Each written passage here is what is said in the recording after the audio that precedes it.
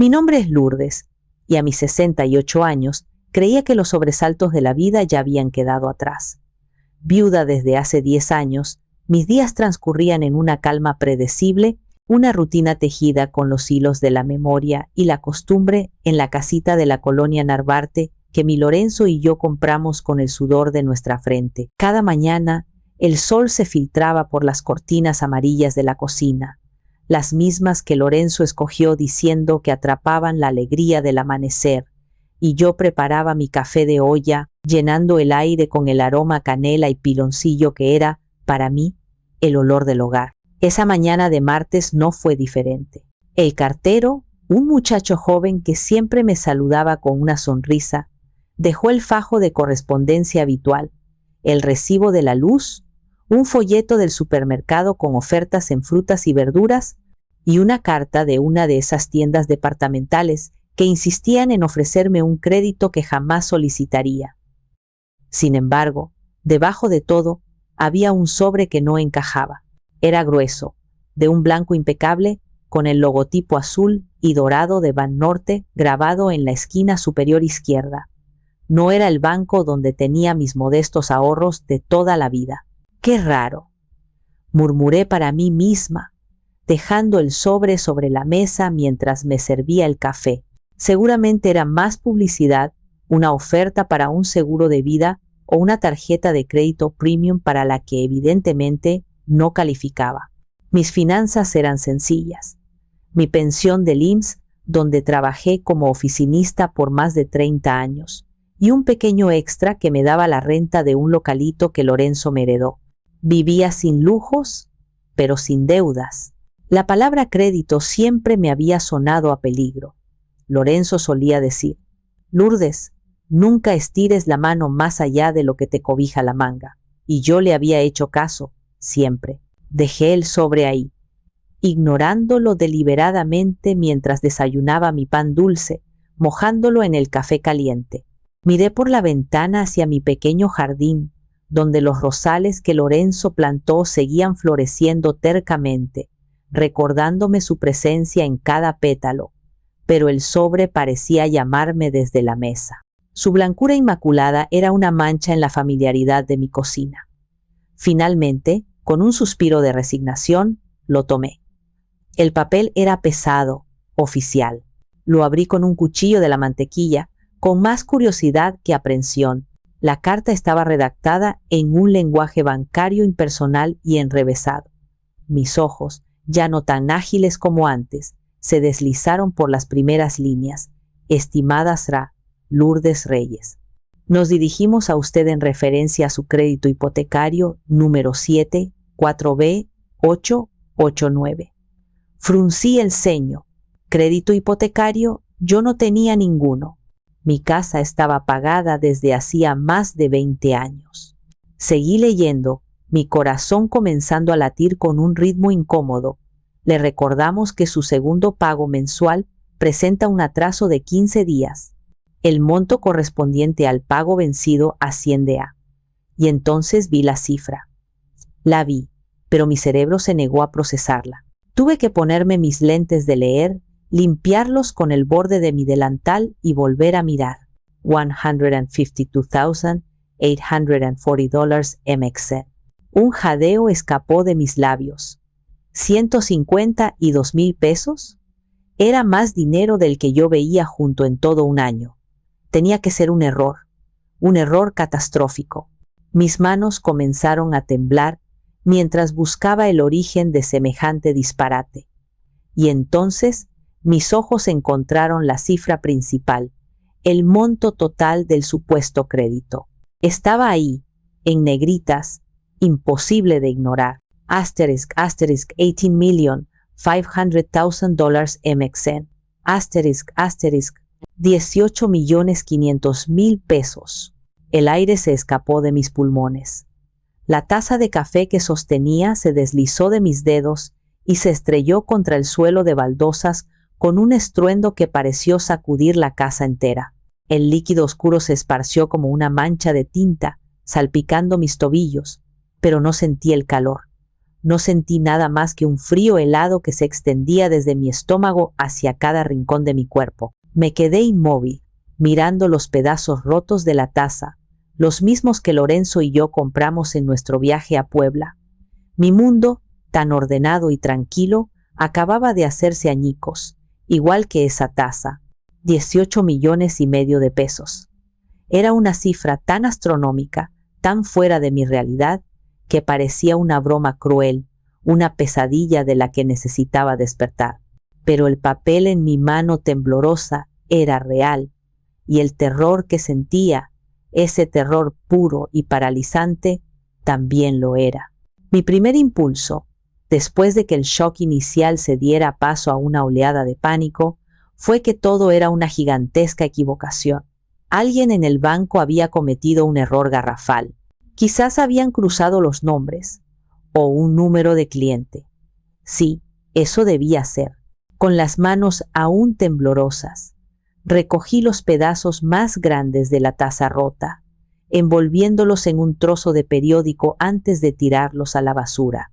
Era un acto mecánico, un intento de restaurar un orden que se había hecho añicos. Busqué el número de teléfono en la carta y marqué. Mi dedo índice, fallando 2 veces al presionar los pequeños botones del teléfono inalámbrico. Una música de espera, una melodía insípida y repetitiva, taladró mi oído durante lo que parecieron horas. Cada segundo era una tortura.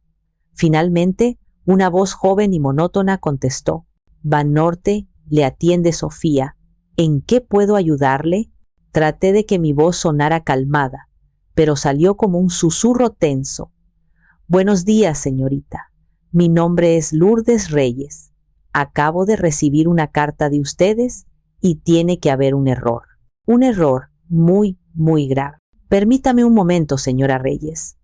¿Me puede proporcionar el número de referencia que aparece en su carta?», preguntó con una eficiencia que me pareció inhumana. Le deletreé el número de crédito, mi voz tropezando con las letras y los dígitos. Hubo un silencio, solo roto por el tecleo rápido de sus dedos sobre un teclado. «Sí, aquí lo tengo», dijo finalmente. «Crédito hipotecario a nombre de Lourdes Reyes.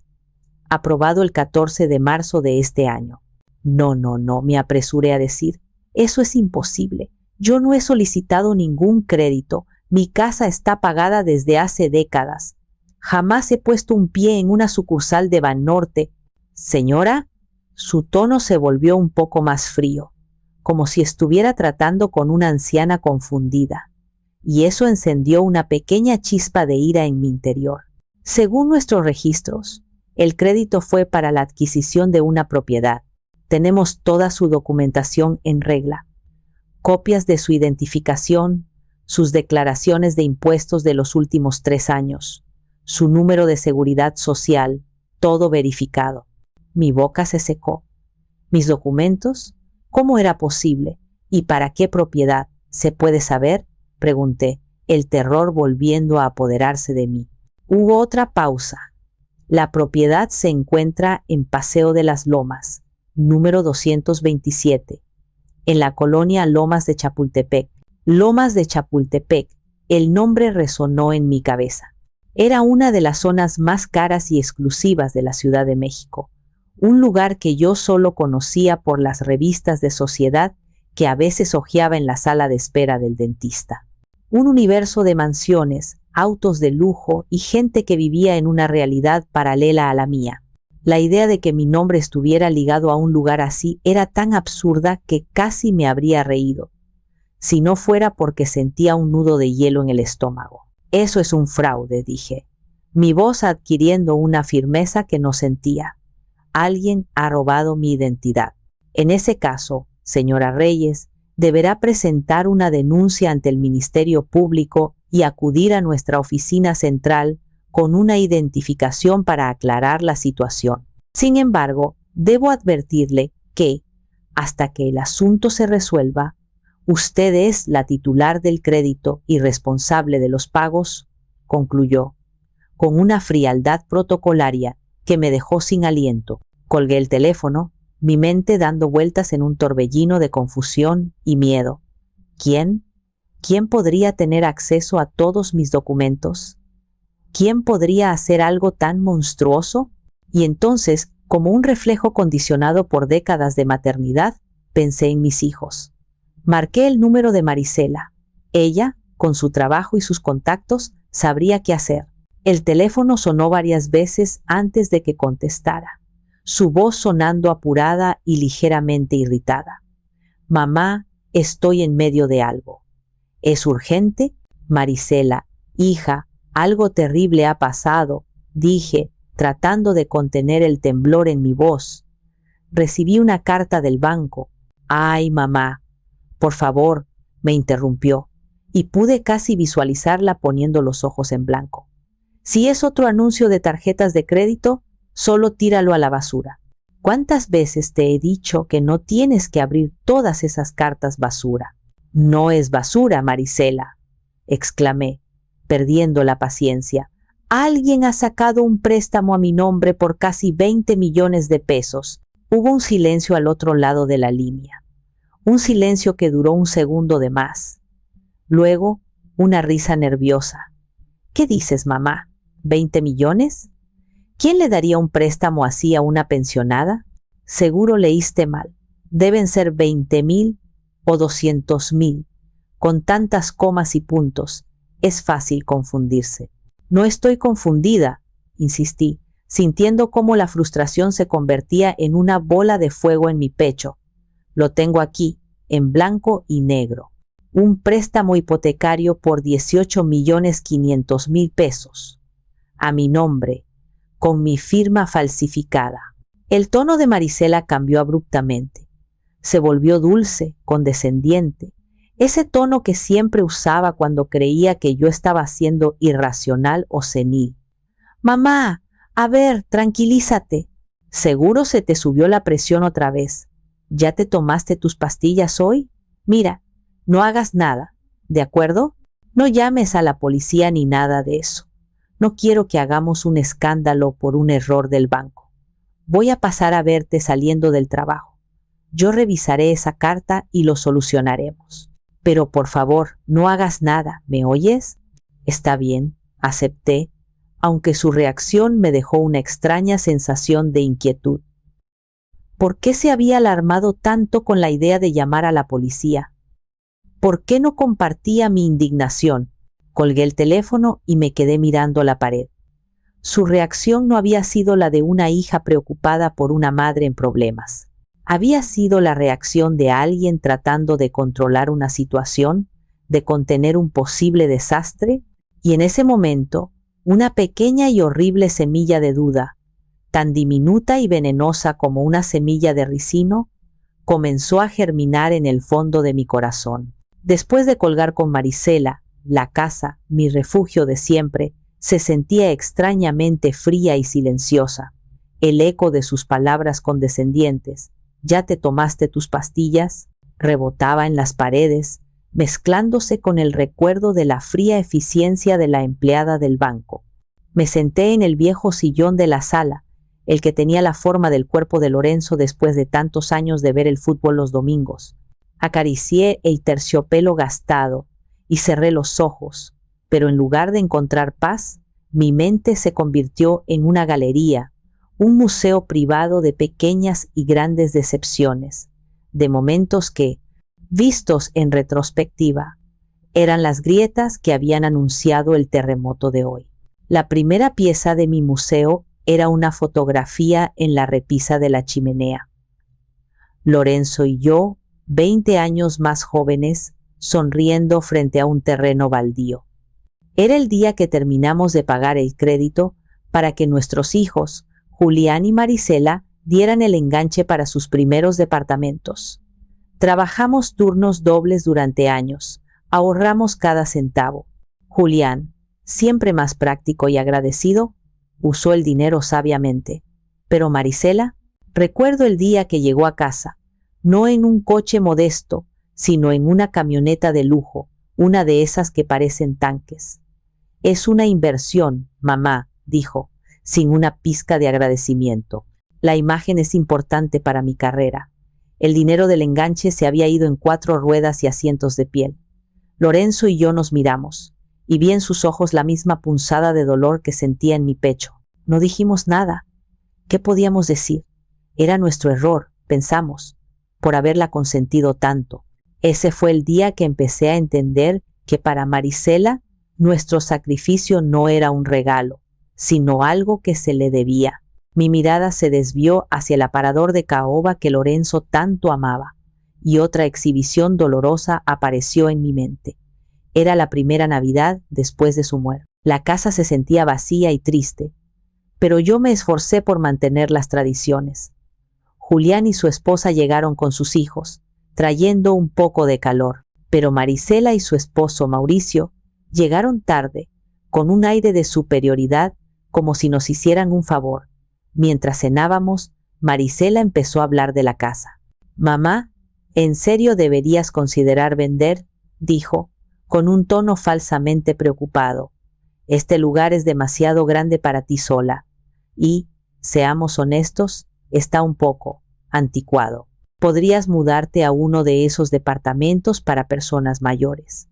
Son muy monos, tienen seguridad y actividades». Julián la miró con desaprobación, pero no dijo nada. Mauricio, su esposo, sacó su celular y empezó a hacer cálculos en voz alta. «Por esta zona y con el terreno podrías sacar unos buenos millones, suegra. Suficiente para tu departamento y aún te sobraría un buen pico». Sentí como si estuvieran planeando mi entierro en vida. No estaban preocupados por mi bienestar. Estaban midiendo las paredes de mi casa con ojos de tasadores, calculando el valor de su herencia antes de que yo siquiera hubiera pensado en irme. Finalmente, mis ojos se posaron en la vitrina donde guardo mis pequeños tesoros. Ahí, en un rincón, estaba el brazalete de plata, una pieza antigua con filigranas delicadas que había pertenecido a mi abuela. La imagen del último cumpleaños de mi nieta Nayeli, la hija de Marisela, apareció con una claridad hiriente. Yo le había regalado ese brazalete, envuelto en una cajita de terciopelo. Le expliqué que era una tradición familiar, un símbolo de las mujeres fuertes de nuestra línea. Nayeli, con sus 12 años y ya contagiada de la superficialidad de su madre, lo miró sin interés. «Gracias, abuela», murmuró, y lo dejó a un lado para abrir el siguiente regalo, un iPad de última generación que le dio Marisela. Más tarde, escuché a Marisela hablar con su cuñada. «Pobre de mi mamá», dijo con una risita. «Todavía vive en el siglo pasado. ¿Quién usa esas cosas antiguas?». Sentí una humillación tan profunda que tuve que ir al baño para que no me vieran las lágrimas. No era el rechazo al regalo, era el rechazo a todo lo que representaba nuestra historia, nuestros valores, a mí. Y mientras estaba sentada en ese sillón, con el fantasma de una deuda millonaria flotando sobre mi cabeza, todas estas piezas del museo se conectaron. No eran incidentes aislados, eran un patrón de desprecio, de egoísmo, de ver a su propia madre no como una persona, sino como un obstáculo anticuado, o peor aún, como un recurso a ser explotado. La camioneta de lujo, los planes para vender mi casa, el desdén por nuestras tradiciones, todo era parte de lo mismo. Entonces, volví a pensar en la advertencia de Lorenzo, sus palabras resonando en el silencio de la sala. Nuestra Marisela tiene un vacío que ningún dinero puede llenar, y yo, en mi amor ciego de madre, me había negado a verlo. Había justificado su comportamiento, había hecho excusas por ella, esperando que algún día madurara, que algún día valorara lo que tenía. Pero ahora, enfrentada a la monstruosa realidad de esa carta del banco, entendí que no solo no había madurado, sino que su vacío se había convertido en un agujero negro capaz de devorar mi futuro, mi seguridad y mi paz. Y yo, por amarla tanto, la había dejado hacerlo. La semilla de la duda que había germinado en mi corazón esa mañana, ahora, alimentada por los amargos recuerdos de mi museo del dolor, había echado raíces profundas y aterradoras. La inquietud que me dejó la llamada de Marisela era como una piedra en el zapato, una molestia constante que no podía ignorar. Su promesa de solucionarlo no me trajo consuelo, sino una alarma sorda que resonaba en mi interior. Si realmente era un error del banco, ¿por qué tanto secretismo? ¿Por qué la insistencia en que no llamara a la policía? Movida por un impulso que era una mezcla de miedo y una incipiente necesidad de tomar el control, me dirigí a la pequeña habitación que solíamos llamar el estudio, donde ahora arrumbábamos cosas viejas. En un rincón descansaba la computadora que Julián me había regalado hacía 2 navidades. Para que te mantengas conectada, mamá, me había dicho.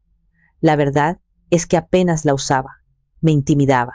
El Internet me parecía un océano vasto y caótico, y yo apenas sabía cómo mantenerme a flote en la orilla, pero en ese momento, esa máquina era mi única herramienta. La encendí, esperando el zumbido familiar del ventilador y el lento despertar de la pantalla. Mis manos, manchadas por la edad, se sentían torpes sobre el teclado.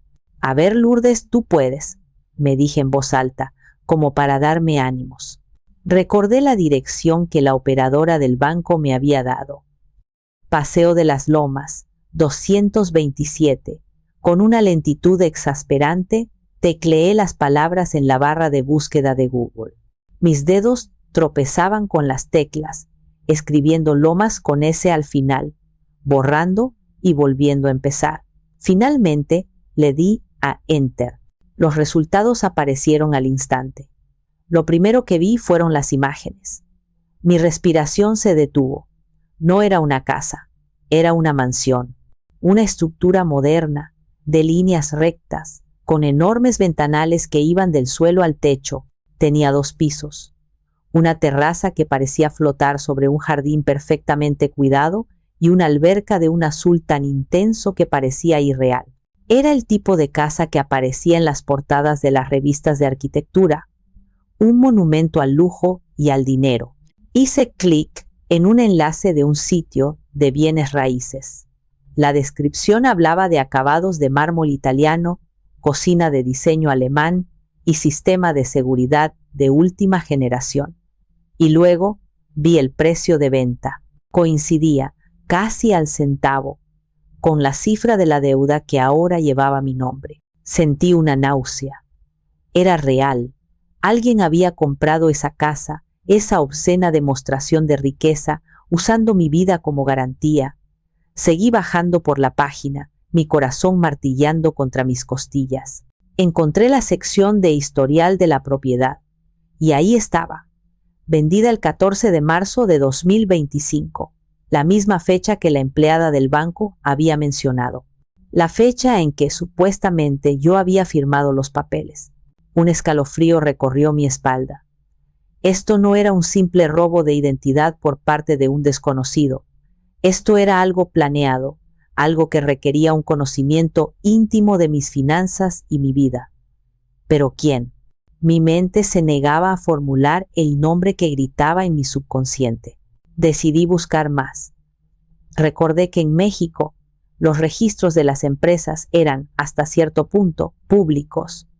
¿Cómo se llamaba el esposo de Marisela? Mauricio Caldwell. Probé buscando su nombre junto con la dirección, pero no apareció nada. Entonces, una idea loca cruzó mi mente. A veces, la gente usaba iniciales o acrónimos para nombrar sus empresas. Probé con Inmobiliaria MMC, las iniciales de Marisela, Mauricio y su apellido, Caldwell. Le di a Enter sin mucha esperanza. Y entonces apareció un registro en el portal del gobierno. Inmobiliaria MMC, SA de CV. Fecha de constitución, 1 de febrero de 2025, apenas un mes y medio antes de la compra de la casa. Socios fundadores, Mauricio Caldwell, con el 99% de las acciones. Marisela Reyes, mi hija, con el 1%. La dirección fiscal de la empresa era la de un despacho de abogados en Polanco. Era un castillo de naipes, una estructura diseñada para ocultar, para despistar. Compraron la casa a través de una empresa fantasma, creada justo para esa transacción. La evidencia estaba ahí, en la pantalla brillante de la computadora, fría e irrefutable. Ya no había lugar para la duda ni para las excusas.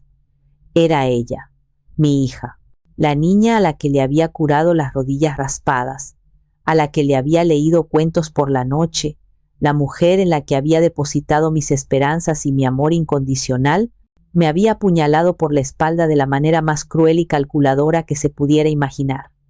El dolor fue tan agudo, tan físico, que tuve que agarrarme del escritorio para no caer. Era un dolor que superaba el miedo a la deuda. Era el dolor de la traición absoluta. La rabia es un sentimiento curioso. Durante años, la mía había sido un arroyo subterráneo, tranquilo y casi inexistente. Pero en ese momento, con la pantalla de la computadora iluminando la oscura verdad, ese arroyo se convirtió en un torrente de lava, quemando la tristeza y el miedo y dejando en su lugar una claridad fría y dura como el acero. Ya no era una víctima confundida. Era una mujer a la que le habían declarado la guerra. Y no pensaba rendirme. Mi primera llamada no fue a la policía, ni de vuelta a Marisela. Fue a la única persona en el mundo en la que confiaba ciegamente, mi amiga Ofelia. Ofelia y yo habíamos trabajado juntas en el IMSS por más de 30 años. Era una mujer sin pelos en la lengua, práctica y con un sentido de la justicia tan afilado como una navaja. Ofelia, soy Lourdes, necesito tu ayuda, dije, mi voz sorprendentemente firme. Le conté todo, desde la carta hasta el descubrimiento de la empresa fantasma. El silencio al otro lado de la línea era denso. Cuando Ofelia finalmente habló, su voz era un siseo de furia contenida. Esa malnacida, dijo, y la violencia en su voz fue extrañamente reconfortante. Lourdes, escúchame bien. No vas a hablar con ella, no vas a hablar con Julián, no vas a hacer nada hasta que hables con una abogada. Conozco a alguien, es una mujer dura, una verdadera leona. Se especializa en esto, en proteger a los viejos de sus buitres familiares. El uso de la palabra viejos no me ofendió. Viniendo de Ofelia era un término de solidaridad. Me dio un nombre y un número. Licenciada Minerva Vega, llámala ahora mismo, me ordenó. Y por lo que más quieras, Lourdes, no te dejes amedrentar. Esta es tu pelea. Colgué y marqué el número de la abogada Vega. Su secretaria me dio una cita para esa misma tarde. El despacho no estaba en un lujoso edificio de cristal, sino en una casona antigua y digna en la colonia Roma. Al entrar, me recibió una mujer de unos 50 años, con el cabello plateado cortado elegantemente y una mirada tan directa que sentí que podía ver a través de mis excusas y mis miedos. Era Minerva Vega. Señora Reyes, por favor, siéntese. Cuéntemelo todo. Desde el principio, dijo. Su voz era calmada, pero llena de una autoridad que inspiraba confianza. Y lo hice. Le conté todo. El sobre blanco, la llamada al banco, la reacción de Marisela, mis descubrimientos en Internet. No omití nada, ni siquiera mis propias dudas y mi dolor. Ella escuchó pacientemente, tomando notas en un bloc de hojas amarillas, asintiendo de vez en cuando, sin interrumpirme. Cuando terminé, me sentí extrañamente vacía, como si hubiera descargado un veneno que me estaba consumiendo por dentro. La licenciada Vega se reclinó en su silla y me miró fijamente. Señora Lourdes, lo que usted ha descrito es un caso clásico de fraude, robo de identidad y abuso de confianza. Es más común de lo que se imagina, desafortunadamente, y es despreciable. Por primera vez en todo el día, sentí que alguien me creía, que alguien entendía la magnitud de la atrocidad. Las lágrimas que había contenido durante horas amenazaron con salir. Legalmente, continuó, tenemos varias vías de acción. La primera, y la más directa, es la denuncia penal. Esto podría llevar a su hija a un proceso criminal y potencialmente a la cárcel. La palabra cárcel me golpeó como un puñetazo. Marisela, mi hija, en la cárcel. La idea era monstruosa.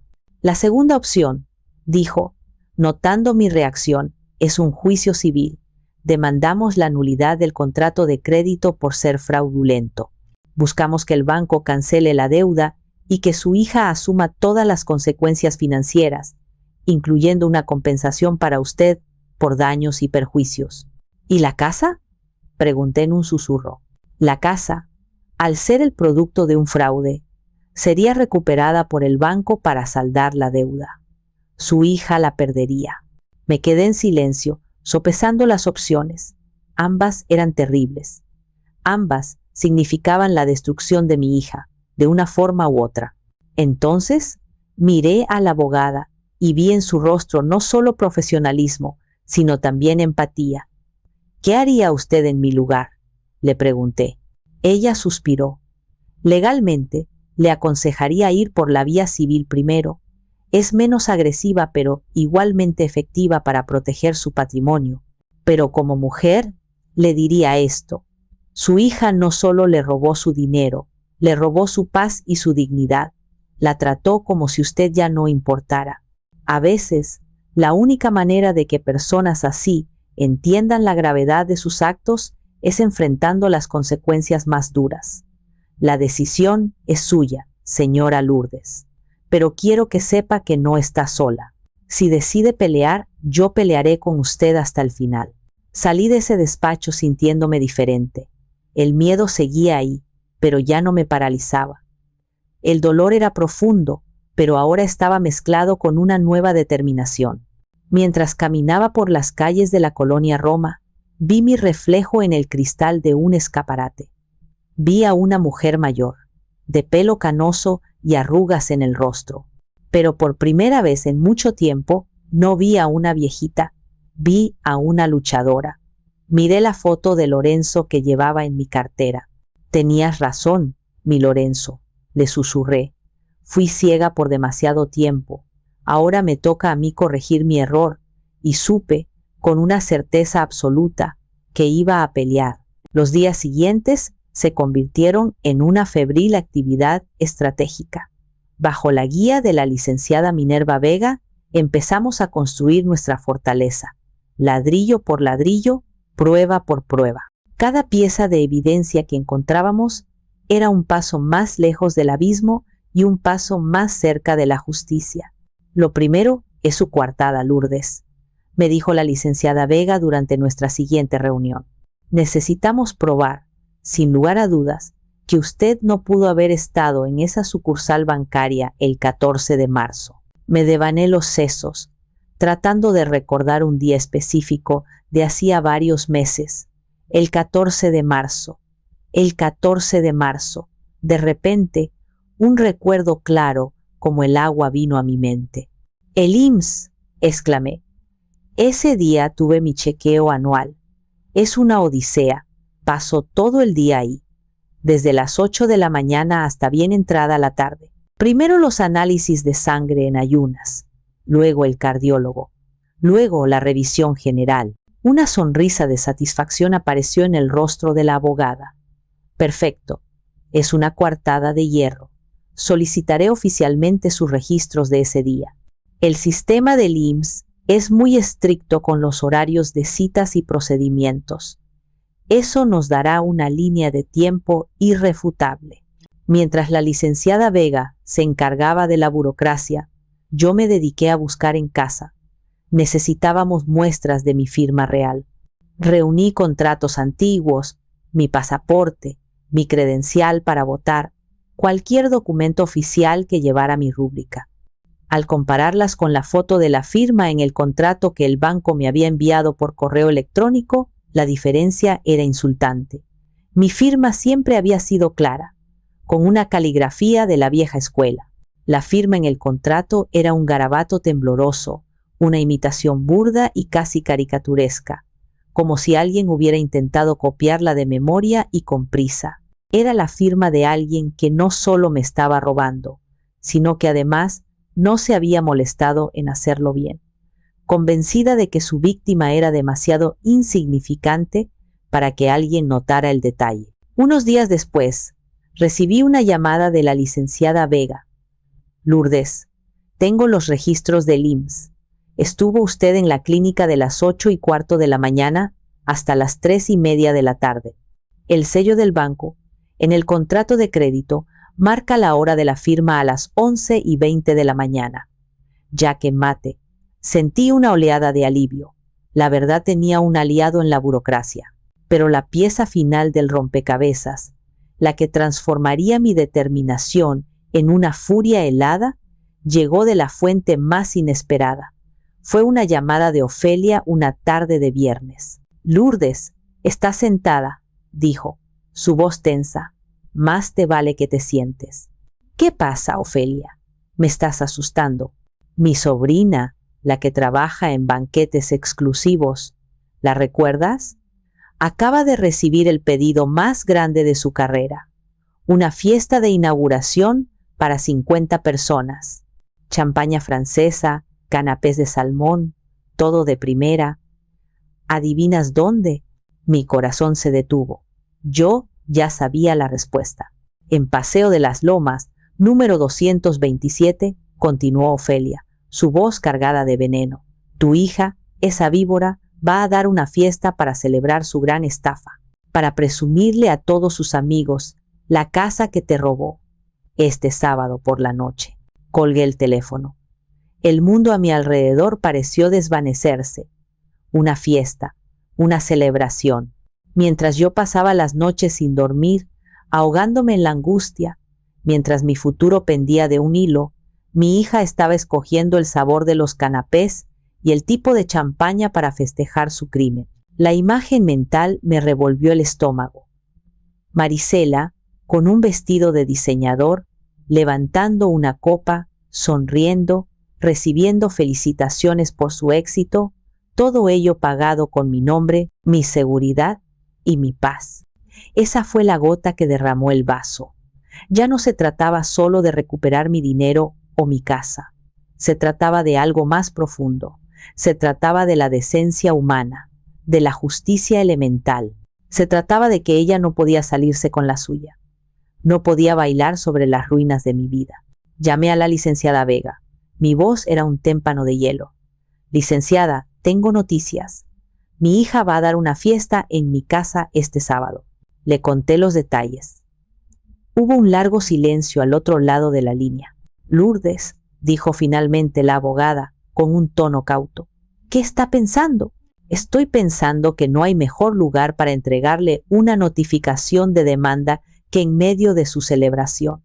Quiero que todos sus amigos, toda esa gente a la que quiere impresionar, sean testigos. Quiero que el mundo que tanto se ha esforzado en construir se le derrumbe encima, delante de todos». «Sería poco convencional», admitió la licenciada.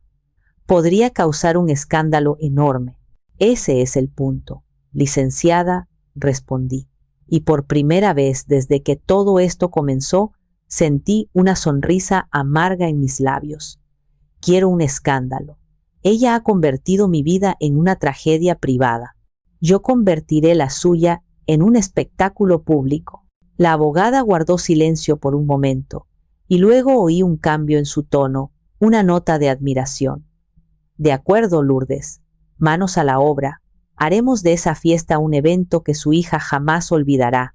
En ese momento, la batalla dejó de ser una defensa. Se había convertido en un contraataque. La decisión estaba tomada. La fiesta de Marisela no sería su coronación, sino su caída. La licenciada Minerva Vega, lejos de disuadirme, abrazó la audacia del plan con una eficiencia formidable. «Si vamos a hacerlo, lo haremos bien, de forma legal, impecable y devastadora», sentenció en nuestra reunión de emergencia el viernes por la mañana. El plan era simple en su concepción, pero requería una ejecución perfecta. La licenciada Vega se puso en contacto con el juzgado para solicitar la presencia de un oficial actuario, un funcionario judicial cuya tarea es entregar notificaciones y ejecutar órdenes. En México, su presencia confiere una solemnidad y una autoridad ineludibles a cualquier procedimiento legal. No es un simple mensajero, es el brazo ejecutor de la ley. He solicitado al licenciado Maximiliano, un hombre serio y profesional que no se anda con rodeos, me informó la abogada.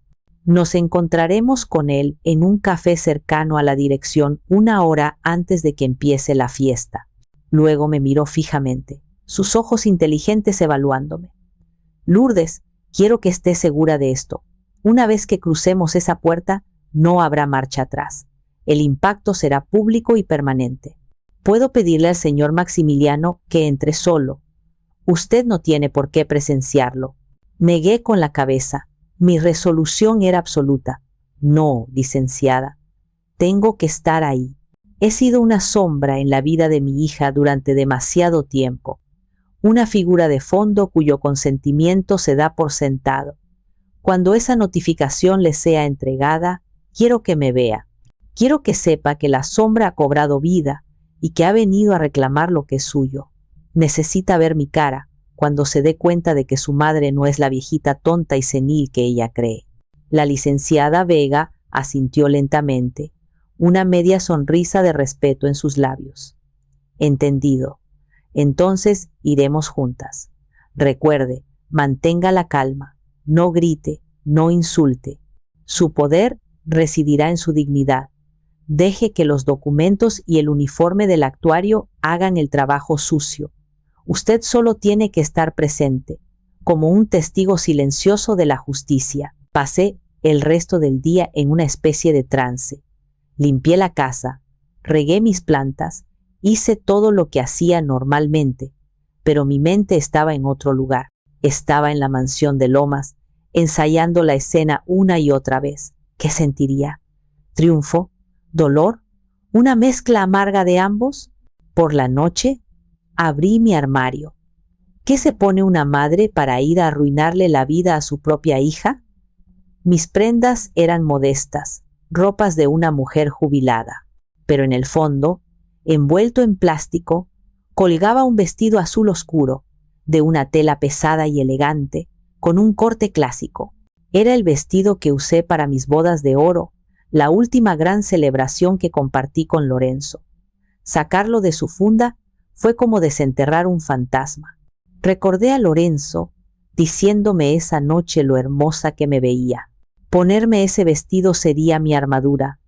Sería un recordatorio de la vida que Marisela había traicionado, del amor y el respeto que ella había pisoteado. Era el vestido de la mujer que Lorenzo amaba, no de la anciana invisible que Marisela despreciaba.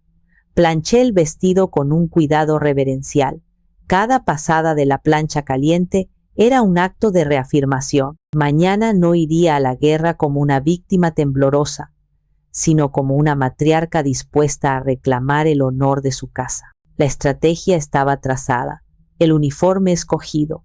Solo quedaba esperar la hora de la batalla. El sábado llegó con un sol radiante, burlándose de la tormenta que se gestaba en mi interior. El día se arrastró con una lentitud exasperante.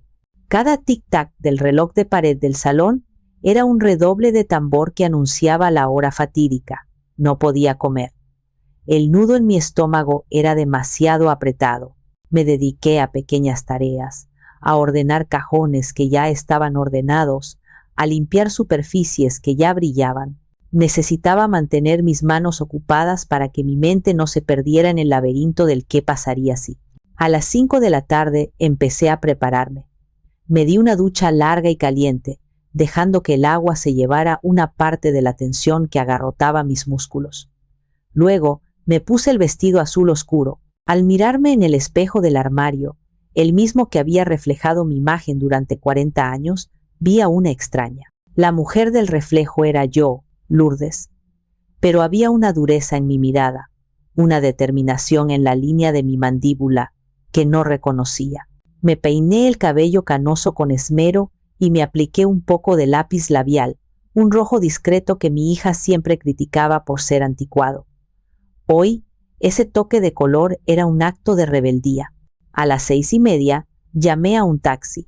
Normalmente habría tomado el transporte público, pero esa noche no era normal. Quería llegar con la dignidad intacta, no sudorosa y apretujada después de un viaje en metro y pecero.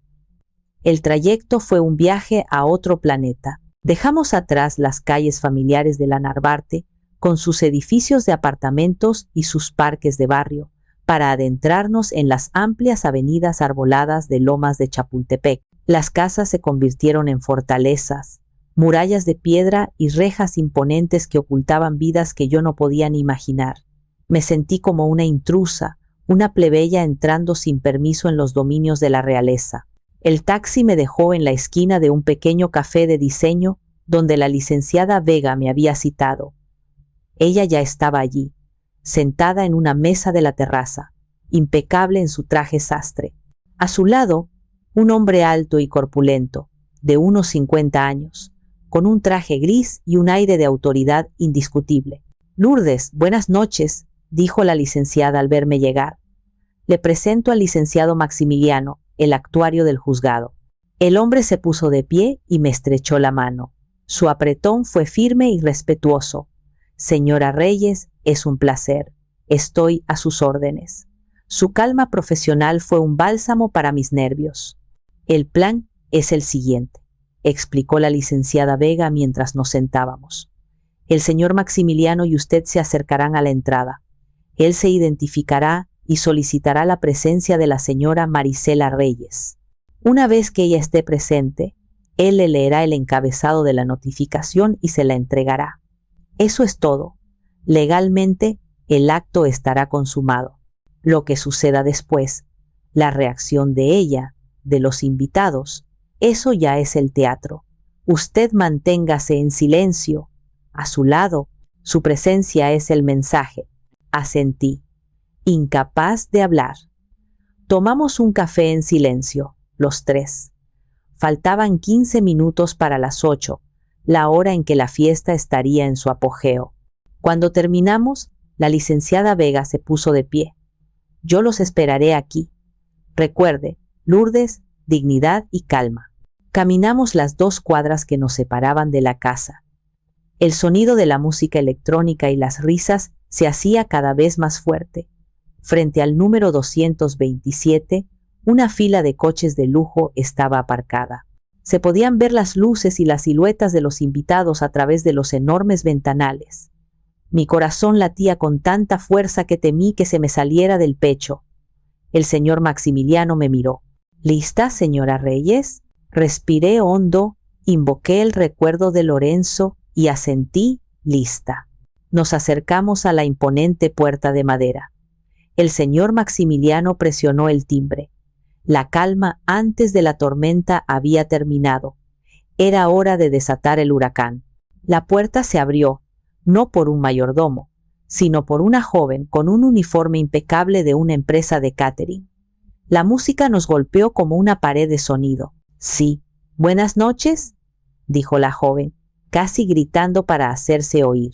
El señor Maximiliano, imperturbable, sacó una cartera de cuero y mostró una identificación.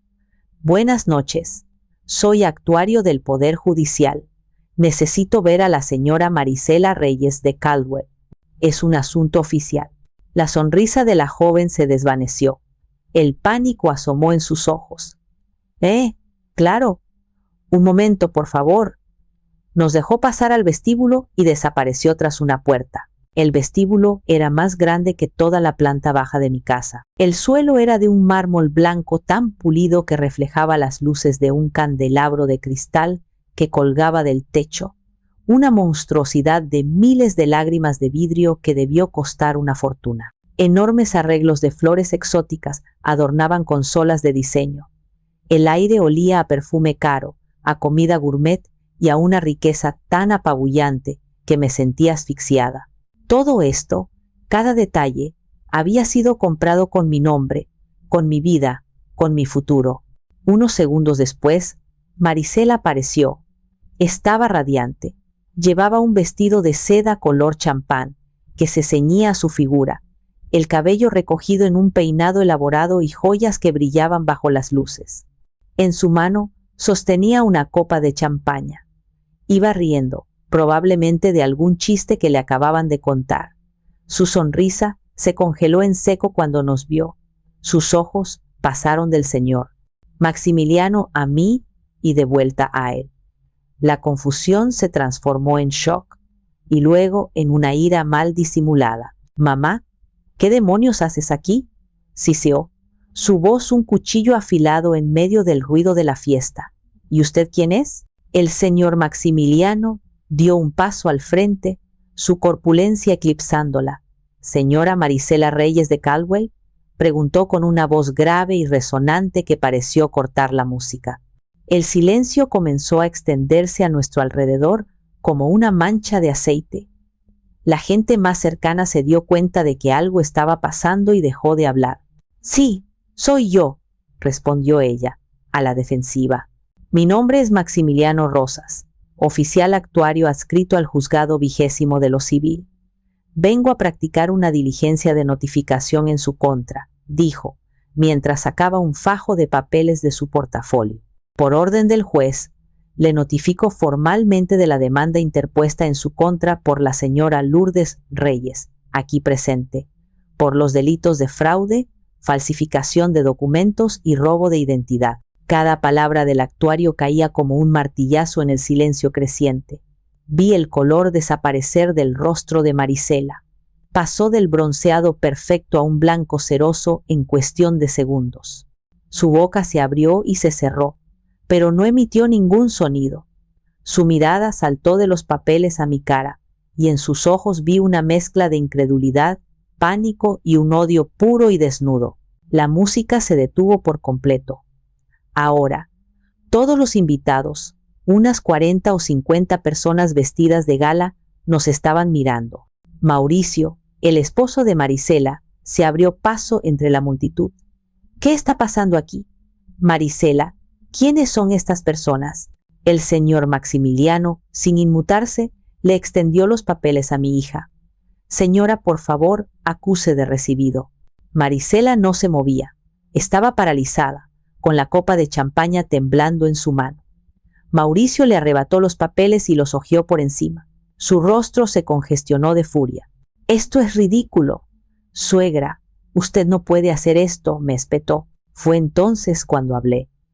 Mi voz, para mi sorpresa, sonó tranquila y firme, lo suficientemente alta para que todos la oyeran. «No, Mauricio. Lo que no se puede hacer es robar. Lo que no se puede hacer es falsificar la firma de tu propia madre para obtener un préstamo de 18,5 millones de pesos». Un jadeo colectivo recorrió la sala. La gente se miraba, susurrando. El ambiente de fiesta se había evaporado, reemplazado por la tensión de un drama judicial en vivo. «Mamá, estás senil, estás mintiendo», gritó Marisela, encontrando finalmente su voz. «Tú estuviste de acuerdo. Tú querías ayudarnos». Negué lentamente con la cabeza. «No, Marisela. Yo estuve todo el día 14 de marzo en la clínica del IMSS, en mi chequeo anual. Tengo los registros que lo prueban. Y la firma en ese contrato no es la mía. Y tengo los peritos que lo demostrarán. Y esta hermosa casa», dije, haciendo un gesto amplio que abarcó toda la lujosa habitación, «no está a tu nombre, sino al de una empresa fantasma que tú y tu esposo crearon un mes antes para ocultar el fraude».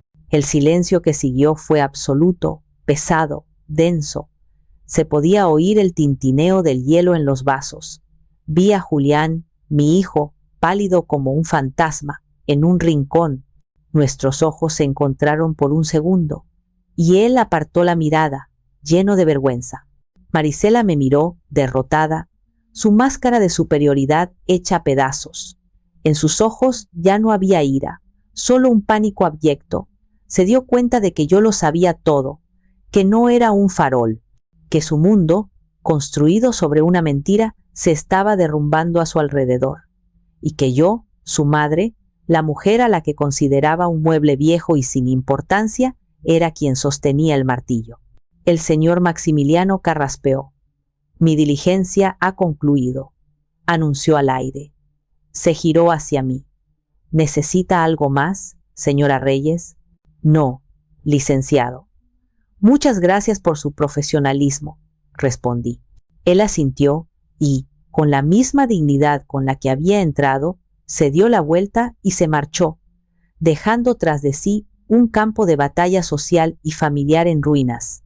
Y en el centro de todo mi hija, sosteniendo los papeles que certificaban su caída, finalmente entendiendo que la fiesta, en efecto, se había terminado. La salida del actuario dejó un vacío que se llenó rápidamente con un murmullo incómodo. Los invitados, atrapados entre la curiosidad morbosa y el deseo de huir, comenzaron a moverse. Algunos se acercaban a la puerta disimuladamente, otros susurraban detrás de sus copas. La fiesta se había convertido en un velorio. Mauricio fue el primero en reaccionar. Su rostro, antes congestionado de ira, ahora estaba pálido de pánico.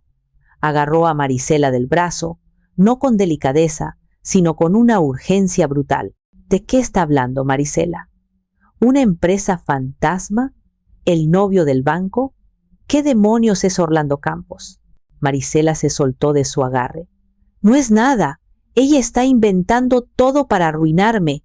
Está celosa de mi éxito, gritó, pero su voz sonaba hueca, desesperada. Me di cuenta de que Mauricio, aunque cómplice en el plan general, no conocía los detalles más sucios, la implicación de un exnovio, la cruda falsificación.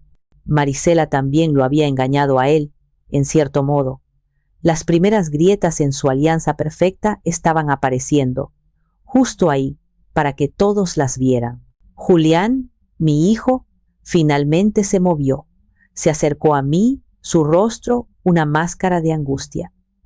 Mamá, por favor, susurró suplicante. Vámonos, arreglemos esto en casa, no aquí. Lo miré, y por primera vez en mucho tiempo lo vi claramente. Vi al hombre débil que había permitido que esto sucediera, que había preferido la comodidad de su silencio a la defensa de su madre. ¿Arreglarlo, Julián? Le respondí en voz baja, pero cortante. No hay nada que arreglar, solo hay verdades que decir.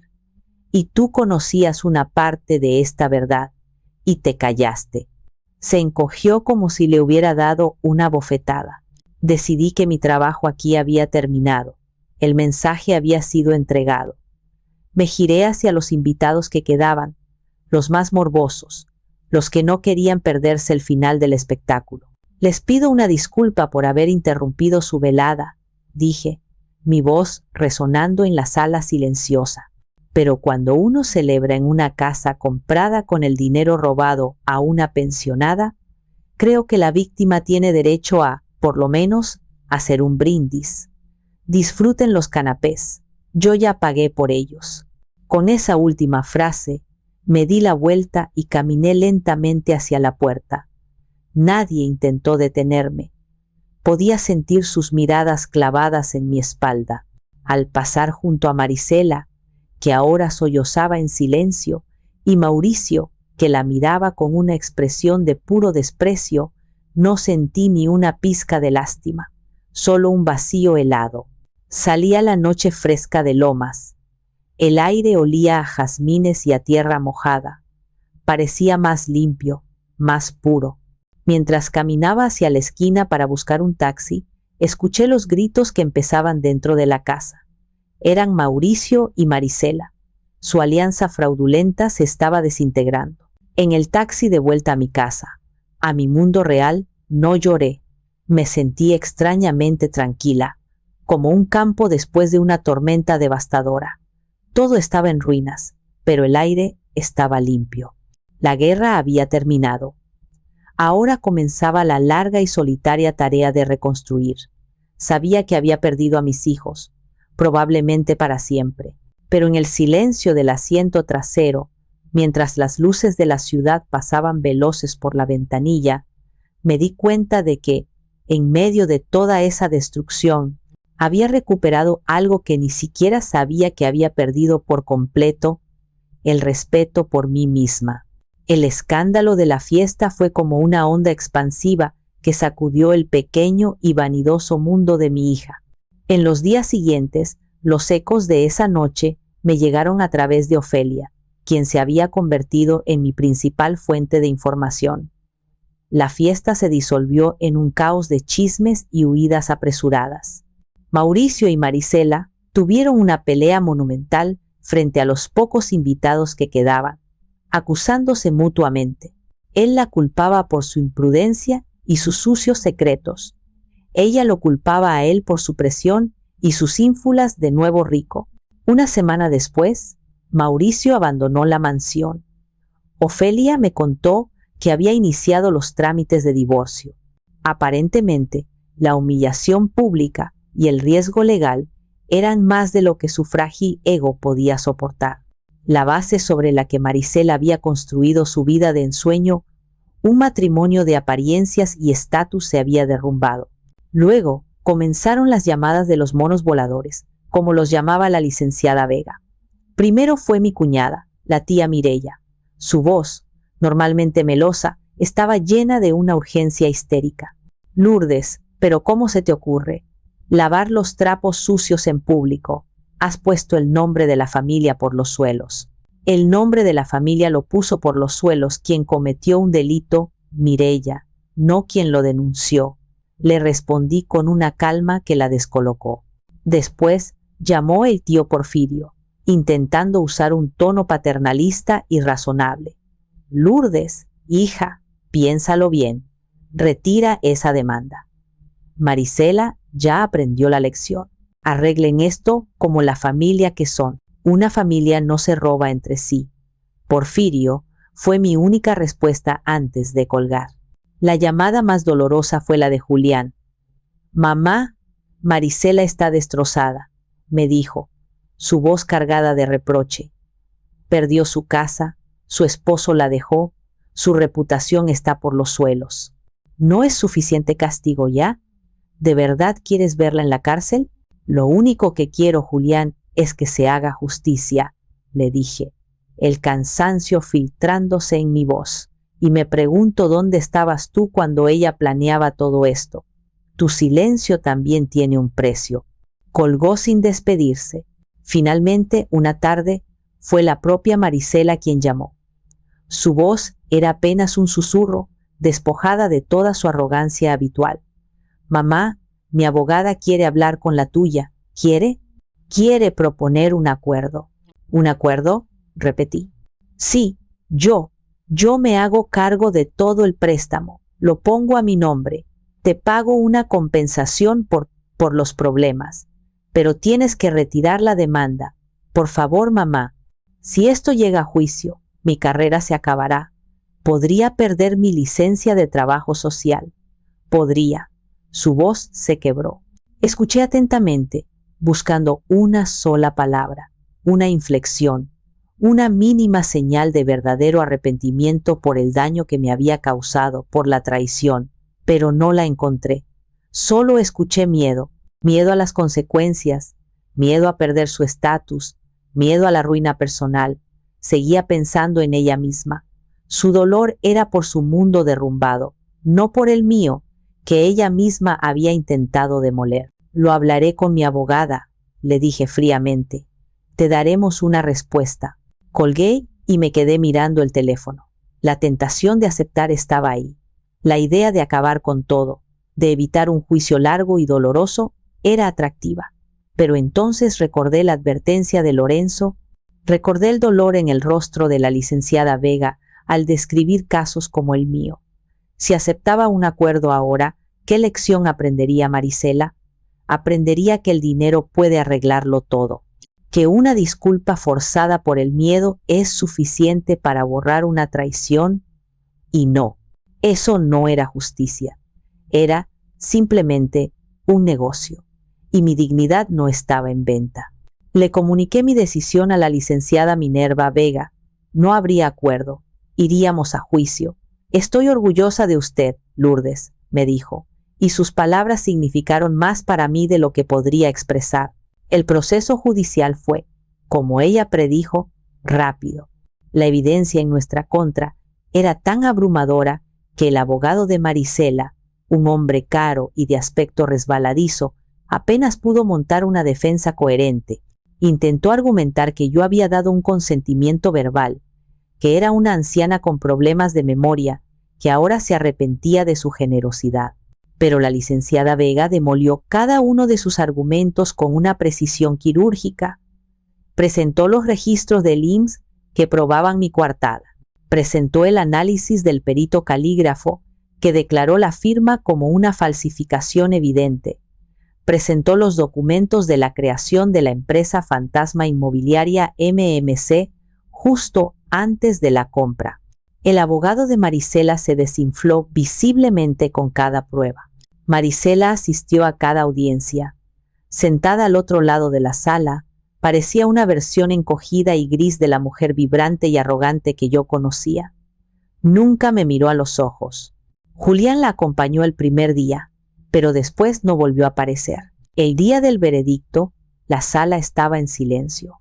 La jueza, una mujer de expresión severa pero justa, leyó su sentencia. Declaró el contrato de crédito hipotecario nulo de origen por haber sido producto de un acto fraudulento. Ordenó al banco cancelar inmediatamente cualquier obligación a mi nombre y limpiar mi historial crediticio. Además, condenó a Marisela a pagarme una compensación de $500 por daños morales y perjuicios. Finalmente, señaló que el banco estaba en su derecho de iniciar un proceso penal contra Marisela y su cómplice, el ejecutivo Orlando Campos, por fraude. Se hizo justicia. En el papel, yo había ganado. La licenciada Vega me abrazó. Ofelia, que había estado sentada detrás de mí en cada sesión, me apretó la mano con fuerza. Pero mientras veía a Marisela salir de la sala, con los hombros hundidos, sin siquiera una mirada de despedida, no sentí el júbilo de la victoria, solo un profundo y agotador vacío.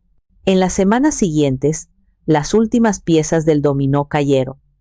El banco, para evitar un escándalo mayor sobre su falta de debida diligencia, no presentó cargos penales. En su lugar, ejecutó la garantía y embargó la mansión de Lomas para recuperar la mayor parte posible de su dinero. La vida de Marisela, tal como la conocía, dejó de existir. Mis hijos se borraron de mi vida. Julián dejó de contestar mis llamadas. Su esposa me envió un frío mensaje de texto diciendo que no querían exponer a sus hijos al drama familiar. Marisela desapareció. Cambió su número de teléfono. Supe por Ofelia que se había mudado a un pequeño departamento en una zona mucho más modesta de la ciudad. Me encontré sola, completamente sola, la matriarca de una familia que ya no existía. Los primeros días, el silencio de la casa era ensordecedor, pero poco a poco, algo extraño comenzó a suceder. El silencio dejó de ser sinónimo de soledad y empezó a sentirse como paz. La ausencia de llamadas críticas, de visitas condescendientes, de la constante sensación de no ser suficiente, era liberadora. Me di cuenta de que había estado tan ocupada siendo la madre que ellos querían, que me había olvidado por completo de ser la mujer que yo era. Y ahora, en medio de las ruinas de mi familia, tenía la oportunidad de averiguarlo. La compensación del juzgado llegó a mi cuenta bancaria. Durante días no toqué el dinero, me sentía como si quemara, pero Ofelia, siempre mi ancla a la realidad, me sentó en la cocina un día. Ese dinero no es un premio, Lourdes, me dijo mientras tomábamos café. Es una restitución, es el pago por cada noche de insomnio, por cada lágrima, por cada insulto. No es dinero sucio, es el dinero de tu libertad. Ahora, la pregunta es, ¿qué vas a hacer con ella? La pregunta me dejó en blanco. Hacía tanto tiempo que no pensaba en mis propios deseos, en mis propios sueños, que no sabía por dónde empezar. Empecemos por algo pequeño, dijo Ofelia con una sonrisa. Nos inscribí en un taller de pintura en la Casa de la Cultura del barrio. Martes y jueves por la mañana. Empieza la próxima semana. Protesté. Yo no sabía pintar, pero Ofelia fue inflexible y como casi siempre tenía razón. El taller fue mi salvación. No tanto por el arte, aunque descubrí que mezclar colores me traía una calma inesperada, sino por la gente. Conocí a otras mujeres de mi edad, otras viudas, otras abuelas, cada una con su propia historia de pérdidas y resiliencia. Hablábamos, reíamos, compartíamos nuestro pan dulce y nuestros secretos. Por primera vez en años, me sentía parte de una comunidad, vista y valorada por ser simplemente Lourdes, no la mamá de o la abuela de. Un día, mientras pintaba un paisaje torpe pero lleno de color, tuve una idea que venía de un sueño juvenil, uno que Lorenzo y yo siempre habíamos pospuesto. Esa tarde, llamé a Ofelia. Ofelia, ¿qué te parece si usamos una parte de mi dinero de la libertad para un viaje? Siempre quise conocer Oaxaca en la Guelaguetza. La respuesta de Ofelia fue un grito de alegría que casi me deja sorda. Hoy, mientras escribo esto, el sol de la mañana vuelve a entrar por las cortinas amarillas de mi cocina. La casa ya no se siente vacía, se siente llena de mi propia presencia. En la pared cuelga mi primer cuadro, un intento de pintar los rosales de mi jardín. Es imperfecto, pero es mío. Mis hijos no han vuelto a llamar. A veces, por la noche, el dolor de su ausencia es una punzada aguda. Perdí a mi familia, tal como la conocía, pero me he encontrado a mí misma. He encontrado la amistad, el arte y la promesa de nuevos horizontes.